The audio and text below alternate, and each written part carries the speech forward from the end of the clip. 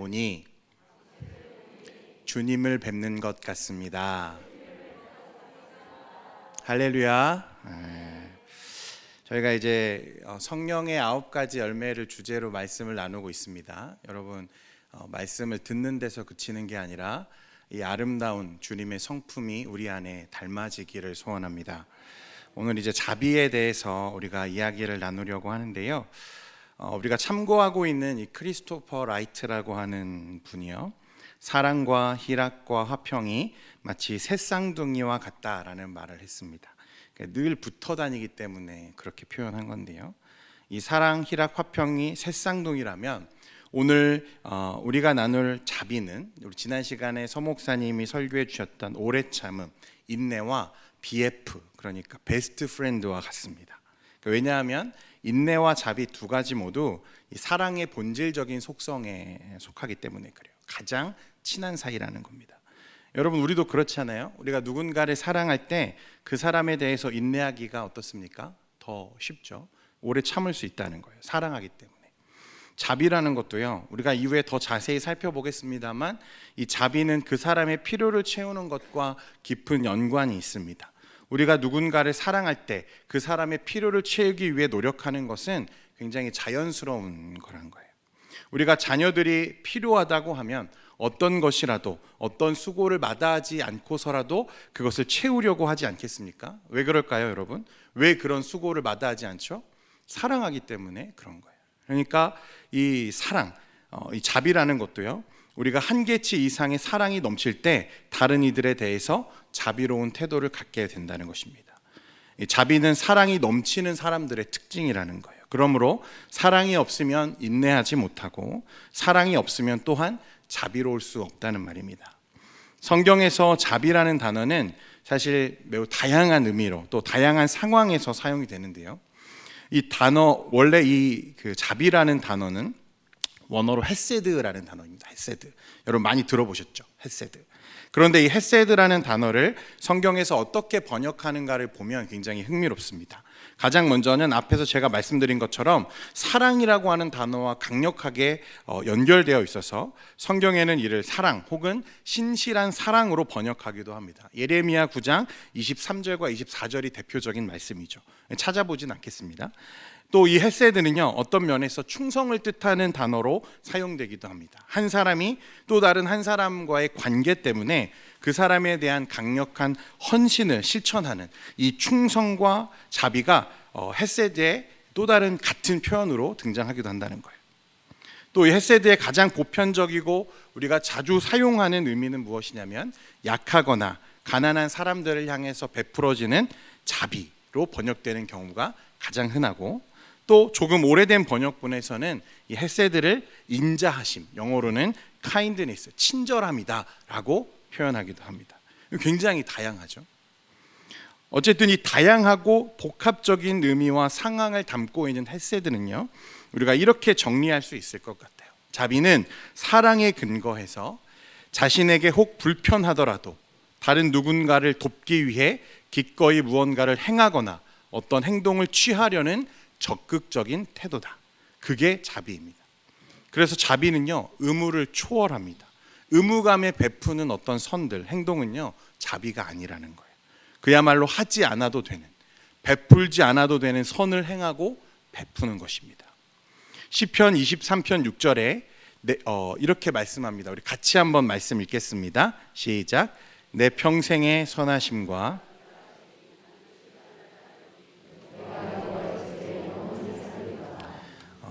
이 인자하심이 여러분 헤세드라는 단어입니다.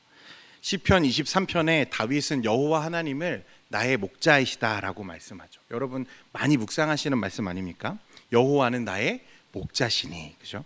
목자는 스스로 대가를 치러야 할 때도 양떼를 보호하고 돌보는데 헌신적인 사람입니다. 다윗은 하나님을 목자라고 표현하고 있어요. 그 하나님이 자기 양을, 그 백성을 보호하고 그들의 필요를 채우시는 분이라고 그는 생각했다는 거예요. 왜 그럴까요? 그의 일평생 동안 그의 삶 속에서 그는 어떤 하나님을 경험한 거죠? 자기를 돌보시고 자기를 채우시는 하나님을 경험한 거예요. 그리고 그 돌보심과 채우심이 어디에 근거하고 있다는 것입니까? 이 헤세드에, 하나님의 인자하심에 근거하고 있다고 고백하는 거예요. 여호와 하나님의 성품이고 본질이 곧 이 자비, 헤세드라는 말입니다.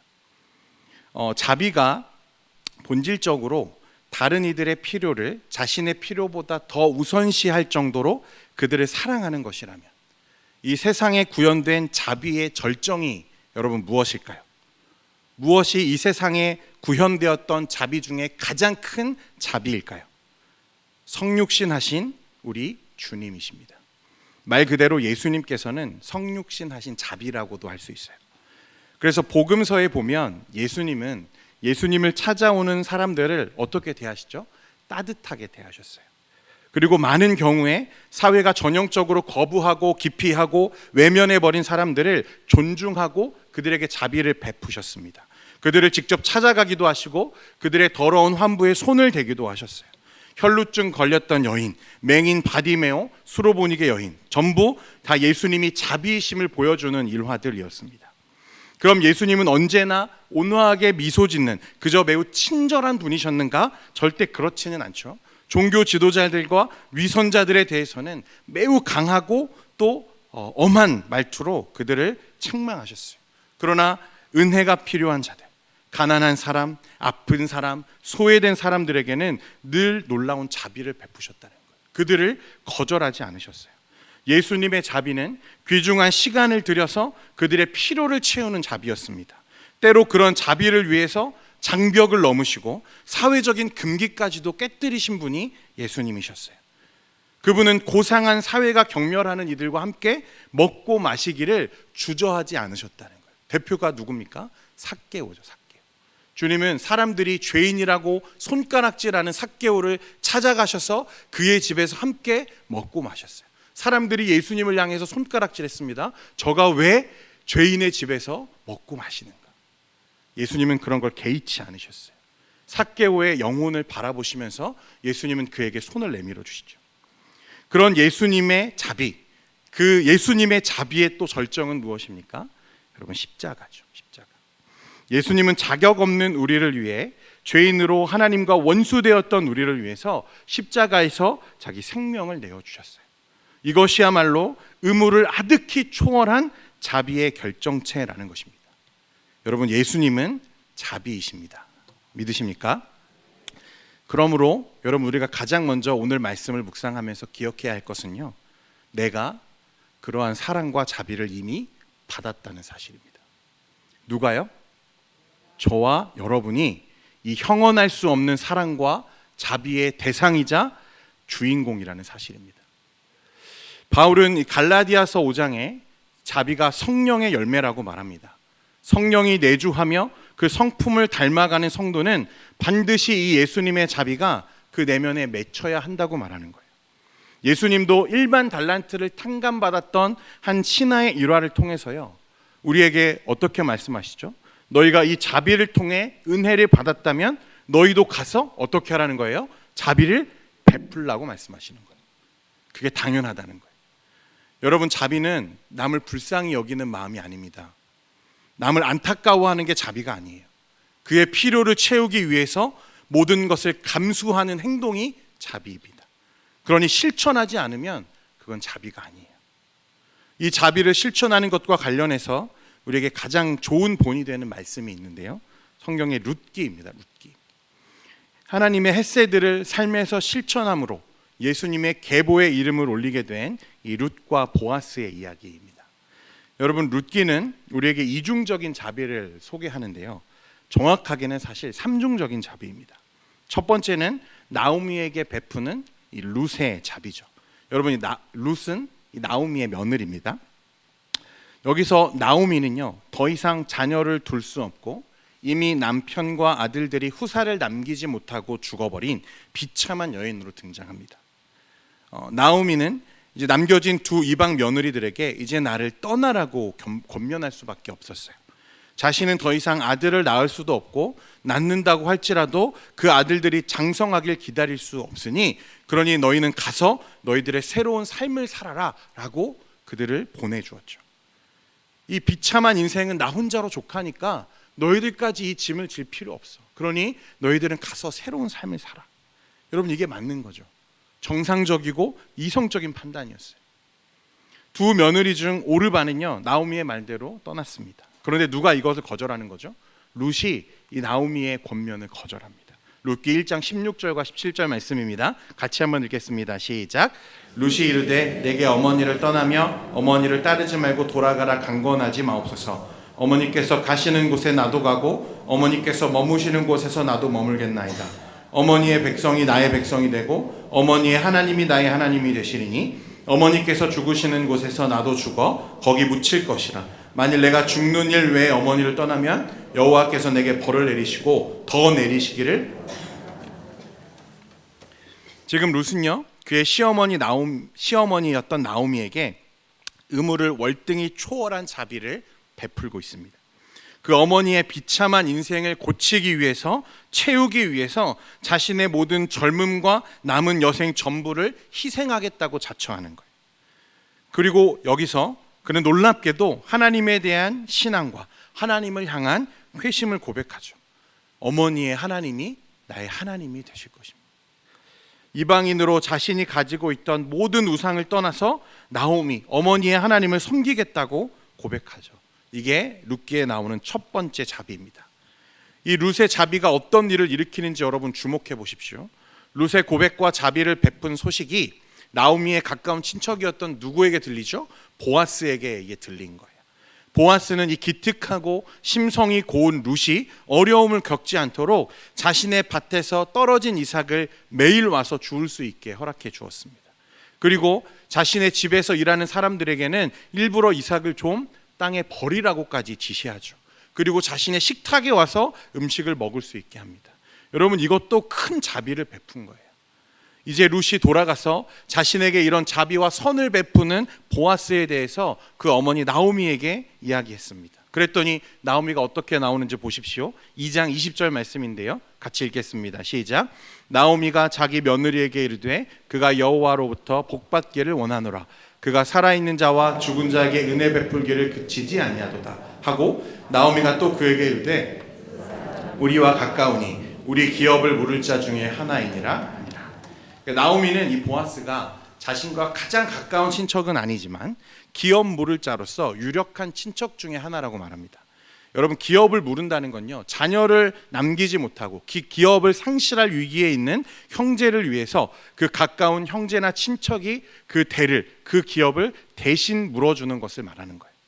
그러면 그 대를 이어서 태어난 사람, 그러니까 예를 들어서 지금 룻과 보아스가 만약에 자녀를 낳는다면 여러분, 이 자녀는 누구의 자녀가 되는 거죠? 보아스의 자녀가 되는 건가요?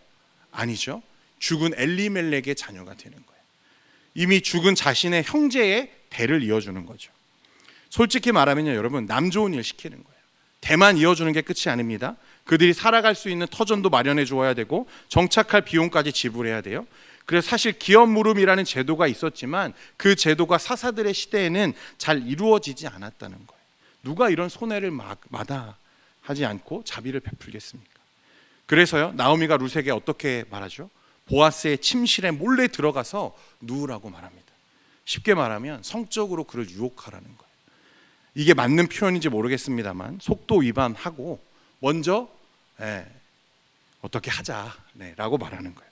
여러분, 이게 시어머니와 며느리의 대화입니다. 놀라지도 않으시네요. 당연하게 여기시고. 그런데 이 룻의 마음을 헤아린 보아스가 이 나오미의 간계에도 불구하고 정식으로 그 기업을 물어주겠노라 나서는 거예요. 3장 10절과 11절 말씀입니다. 같이 읽겠습니다. 시작. 그가 이르되 내 딸아, 여호와께서 내게 복 주시기를 원하노라. 내가 가난하건 부하건 젊은 자를 따르지 아니하였으니 내가 베푼 인애가 처음보다 나중이 더하도다. 그리고 이제 내 딸아, 두려워하지 말라. 내가 내 말로 내게 다 행하리라. 내가 현숙한 여자인 줄을 나의 성읍 백성이 다 아느니라. 마찬가지로 의무를 초월한 자비를 지금 베푸는 것입니다. 보아스가 나서지 않았다면 절망 가운데, 절망의 끝자락에서 고통에 살아야 하는 두 여인의 인생이 지금 이 보아스의 자비로 말미암아 구원을 얻게 되는 거예요. 룻이 먼저 나오미에게 의무를 초월한 자비를 베풀자 그 마음이 보아스에게 닿았고, 그 진실한 희생에 감동한 보아스는 더 큰 자비로 룻에게 돌려주는 거예요. 이게 두 번째 룻기에 나오는 자비입니다. 그럼 세 번째는 무엇일까요, 여러분? 누가 이 자비를 베푸실까요? 이 보아스의 자비를 보고 감동하신 하나님께서 이 보아스에게 어떻게 돌려주시는지 여러분 4장 16절에서 22절 말씀인데요, 제가 16, 17절을 읽고요 18절부터 우리 같이 읽도록 하겠습니다. 나오미가 아기를 받아 품에 품고 그의 양육자가 되니 그의 이웃 여인들이 그에게 이름을 지어주되 나오미에게 아들이 태어났다 하여 그의 이름을 오벳이라 하였는데 그는 다윗의 아버지인 이새의 아버지였더라. 18절부터 같이 읽습니다. 시작. 베레스의 계보는 이러하니라. 베레스는 헤스론을 낳고 헤스론은 람을 낳았고 람은 암미나답을 낳았고 암미나답은 나손을 낳았고 나손은 살몬을 낳았고 살몬은 보아스를 낳았고 보아스는 오벳을 낳았고 오벳은 이새를 낳고 이새는 다윗을. 여러분 원래대로라면 이 족보에는 보아스의 이름이 들어갈 수 없죠. 그죠? 그가 기업을 물은 누구의 이름이 들어가야 돼요? 엘리멜렉의 이름이 여기에 기록되어 있어야 돼요. 그런데 룻기를 기록한 저자는 정확하게 하나님의 마음을 간파했습니다. 하나님은 엘리멜렉에게 그 모든 영광을 돌리지 않으시고 이 의무를 초월한 자비를 실천하는 보아스에게 그 모든 지위와 물질과 영광을 돌려주시는 거예요. 이게 세 번째 자비입니다. 룻과 보아스 모두 자신들의 문화에서요 정상적이라고 생각하거나 기대하는 범주를 초월했습니다. 모두 큰 위험을 감수한 거죠. 그리고 그들은 큰 공경에 처한 누군가에게 자비를 베풀기 위해서 그 위험을 감수했다는 거예요. 그리고 하나님은 이 자비가 곧 하나님이 우리를 위해 예수 그리스도를 내어주신 하나님의 자비와 닮아 있다고 말씀하고 계시는 것입니다. 여러분 생각해 보세요. 하나님은 우리에게 구원을 빚지신 분이 아니세요. 그렇죠? 그분은 우리를 구원하실 필요가 없어요. 그분은 우리가 없어도 충만하고 완전하세요. 그분은 우리를 구원하실 아무런 의무가 없으시다고요. 그런데 이 놀라운 사랑과 자비로 우리를 구원하세요. 그냥 구원하실 뿐만 아니라 우리가 가늠할 수 없는, 우리가 측량할 수 없는 사랑으로 하나밖에 없는 독생자 예수 그리스도를 우리에게 아낌없이 내어주셨다는 거예요. 여러분 우리가 측량할 수 없는 사랑을 이미 받았다는 사실을 우리가 기억해야 된다는 것입니다. 성경에는 이런 하나님의 자비와 그 자비를 실천한 자들의 이야기가 다양하게 전개돼요. 이 이외에도 너무나 많이 있습니다. 다윗과 요나단의 이야기도 그렇고요. 그 아들 무비보셋에게 다윗이 베푸는 자비도 마찬가지입니다. 여러분 이제 우리가 생각해 볼 것이 이제 하나 더 남았는데, 그렇다면 우리 안에 이 자비가 과연 열매로 맺어지고 있는가, 잘 자라고 있는가 하는 부분입니다.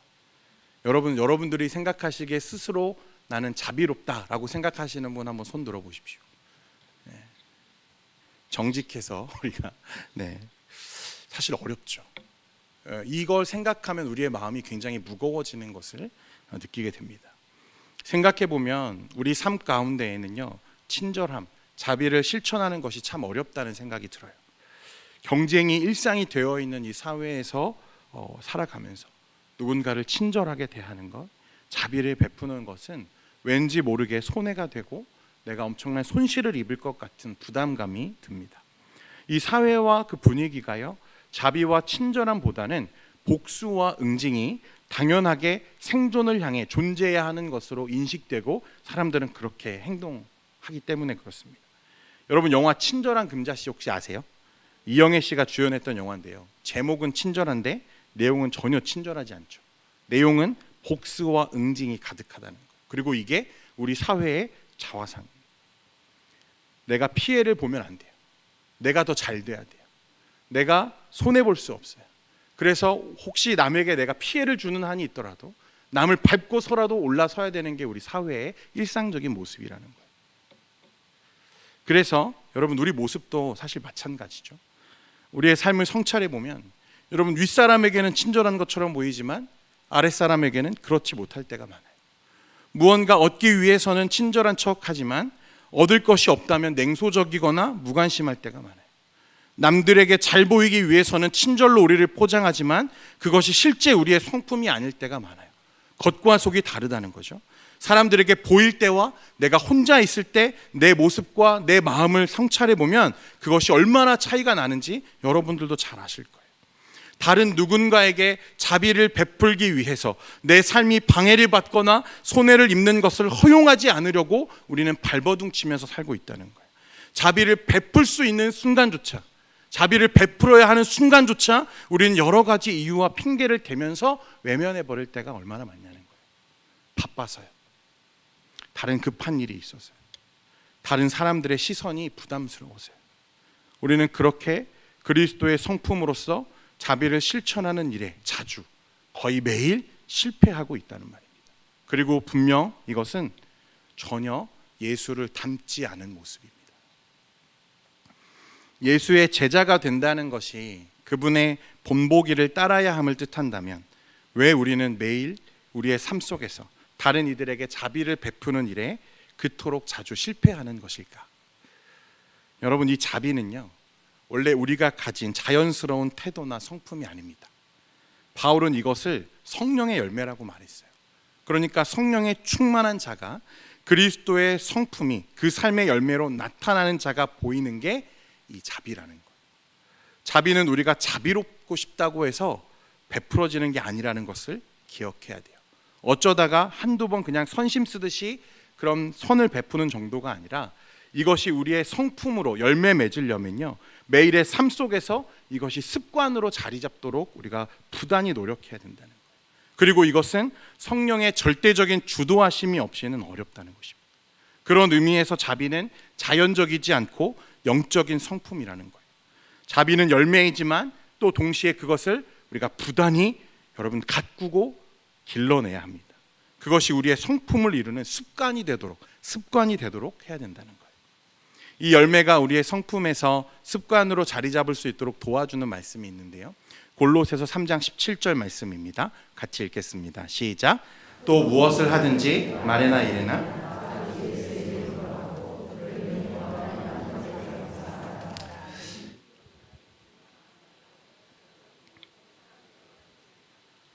17절만 읽으려고 했는데 23절까지 읽어주셔서 감사합니다. 예수의 이름으로 하라.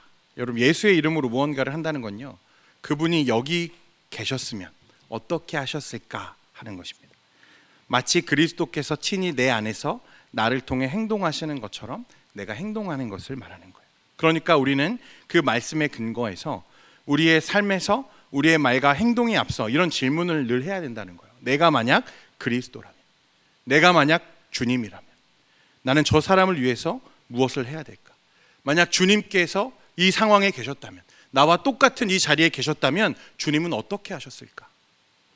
골로새서 3장 23절에 말한 것처럼 무슨 일을 하든지 마음을 다하여 주께 하듯 하고 사람에게 하는 듯 하지 말라. 주님께 하듯 하라. 이 말씀은요, 마치 내 앞에 있는 저 사람이 그리스도인 것처럼, 주님이신 것처럼 내가 행동해야 된다는 거예요. 성경은 내가 그 사람에게 혹은 그 사람을 위해 하는 일은 그리스도께 혹은 그리스도를 위해 하는 것이라고 말씀하기 때문에 그래요. 마태복음 25장 42절에서 45절 말씀에 예수님 이렇게 말씀하시는데요, 여러분 42절부터 44절까지는 제가 읽어드릴 테니까 45절을 같이 한번 읽겠습니다. 내가 줄일 때에 너희가 먹을 것을 주지 아니하였고, 목마를 때에 마시게 하지 아니하였고, 나그네 되었을 때에 영접하지 아니하였고, 헐벗었을 때에 옷 입히지 아니하였고, 병 들었을 때와 옥에 갇혔을 때에 돌보지 아니하였느니라 하시니, 그들도 대답하여 이르되 주여, 우리가 어느 때에 주께서 줄이신 것이나 목마르신 것이나 나그네 되신 것이나 헐벗으신 것이나 병 드신 것이나 옥에 갇히신 것을 보고 공양하지 아니하더이까? 언제 제가 그랬습니까? 라고 묻는 거죠. 45절 같이 읽겠습니다. 시작. 이에 임금이 대답하여 이르시되 내가 진실로 너희에게 이르노니 이 지극히 작은 자 하나에게 하지 아니한 것이 곧 내게. 주님 뭐라고 말씀하세요? 그에게 하지 않은 것이 나에게 하지 않은 것과 같다 말씀하세요. 그러므로 여러분, 이 말씀에 근거해서 우리는 또 이렇게 질문할 수 있죠. 만약 그 사람이 주님이시었다면, 주님이시라면 나는 어떻게 해야 될까? 만약 예수님이라면 어떻게 하셨을까? 또 그가 주님이라면 내가 어떻게 그를 대해야 할까? 얼마 전에 제가 한 청년의 상담을 한 일이 있습니다. 이 청년은요 자신이 주님께 받은 이 구속의 은혜가 얼마나 큰지 깨달은 아주 귀한 친구예요. 그래서 평소에도 주변에 있는 지체들 또 후배들을 정말 사랑으로 잘 섬기는 청년입니다. 그런데 이 친구가 어느 날 와서 고민을 토로하는 거예요. 은혜를 자기가 깨닫고 나니까, 자기가 얼마나 큰 사랑을 받았는지 알고 나니까 자신과 반대로 저 예배 구석에 웅크리고 있는 공동체의 중심에서 벗어나서 소외받고 있는 지체들이 하나둘씩 자기 눈에 보이더라는 거예요. 그래서 먼저 다가가서 그런 친구들이 있으면 말도 걸어주고 후배들에게는 자비로 밥도 사주고 막 그런 일들을 하는 거죠. 제가 알기로는 그 친구가 그렇게 넉넉한 형편도 아니거든요. 자기도 학생이에요. 돈이 어디 있겠습니까? 그런데 그런 후배들을 보면 자꾸 지갑을 열게 되더라는 거죠. 이 친구가 그날 뭐라고 얘기하냐면 자기는 하나님께 돈 달라고 대놓고 기도한대요. 왜 기도합니까? 후배들 밥 사줘야 되니까 하나님 돈 좀 주세요. 그리고 진짜 하나님이 그 지갑을 채우시는 일들을 자기가 지금 계속 경험하고 있다고 신나서 간증하더라고요. 그런데 어느 날부터 자신의 이런 마음과 행동에 조금씩 걱정이 되는 부분이 있다는 거예요. 자신은 이렇게 하는 게, 그렇게 지체들을 섬기고 사랑하는 게 너무나 기쁘고 행복한데, 그런데 그렇게 하지 않는 다수의 다른 지체들, 청년들이 자신의 모습을 보고 부담을 느끼거나 혹 자신의 마음을 의심하거나 혹 비난한다면 이게 너무나 큰 상처가 될 것 같다는 거예요. 아마 주변에서 질시의 말들, 질투하는 얘기들을 들었는지 모르겠어요. 저거 며칠 저러다 말겠지. 아유, 저거 너무 오버하는 거 아니야? 아유, 저거 쟤 혼자만 너무 거룩한 척하는 거 아니야? 그래서 목사님, 제가 계속해서 이런 일들을 하는 게 옳을까요? 라고 질문해 오는 거예요. 저는 이 청년에게 지금 너의 마음에 있는 긍휼과 자비, 사랑의 마음이 정말 그리스도로 기인한 것이 맞다면 한번 이렇게 질문해 봐라. 예수님이라면 어떻게 하셨을까? 그 소외받는 지체들, 외면당하는 후배들, 그래서 신앙이 위태롭게 흔들리는 사람들을 보면서 그 자리에 예수님이 계셨다면 예수님은 어떻게 하셨을까? 그 청년은요 그 자리에서 눈물을 터뜨렸어요. 성도 여러분, 우리는 너무 오랜 시간 이런 마음을 잊고 살고 있는 게 아닌지 모르겠습니다. 여러분, 우리가 정말 예수님의 제자 맞습니까? 성령이 우리 안에 계신가요? 여러분 안에 성령이 정말 계십니까? 성령이 역사하고 계세요? 여러분, 우리가 정말 예수님처럼 살기 위해 지금 노력하고 있습니까? 여러분, 예수님이라면 어떻게 하셨을까요?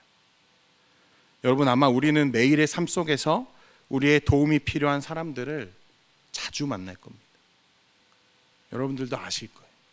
가정에서, 회사에서, 학교에서, 교회에서. 여러분, 이런 질문을 먼저 던져보십시오. 주님이라면 그들에게 어떻게 하셨을까? 우리가 어떤 극단적인 모습의 신앙과 그런 행동은 조심해야 될 필요가 있겠지만, 분명 우리가 성령의 열매로서 자비를 열매 맺어 가려면 여러분, 우리 안에 이러한 자비가 회복되어야 한다는 거예요. 우리가 모든 사람을 구제할 수는 없고, 우리가 모든 가난을 해소할 수 없고, 병든 사람의 병을 고쳐줄 수 없고, 우리가 그럴 수는 없겠지만 여러분, 손 내밀어 줄 수는 있다는 거예요. 주님은요 그런 연약한 자들을 찾아가셨어요. 그리고 손 내밀어 주셨어요. 그들의 이름을 불러주세요. 여러분, 그리고 무너진 그들의 신앙이 회복되고 살아나는 것을 그 현장에서 보게 되는 거예요. 사랑하는 성도 여러분, 우리가 제자라면, 그리고 성령의 열매가 우리 안에 맺혀지고 있다면, 여러분 주변에 있는 여러분들의 도움이 필요한 지체들, 연약한 신앙과 가난과 질병과 그렇게 힘겹게 하루를 살아가고 있는 사람을 향해서 친절하고 따뜻하고 의무를 초월해서 그들에게 베풀 수 있는 주님 닮은 여러분 되시기를 축원드립니다. 기도하겠습니다. 거룩하신 하나님 아버지,